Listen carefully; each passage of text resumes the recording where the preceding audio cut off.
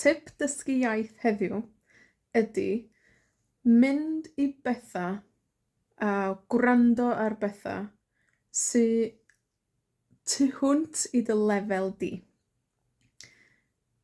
Tu hwnt, felly uwchben, rhywbeth sy'n lot rhy anodd i ti.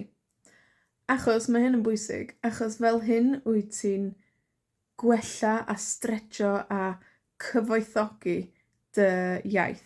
Ti ddim yn mynd i ddallt popeth o gwbl. Ti'n mynd i wella dy sgiliau gwrando, a wedyn ti'n mynd i ddallt pobl yn well.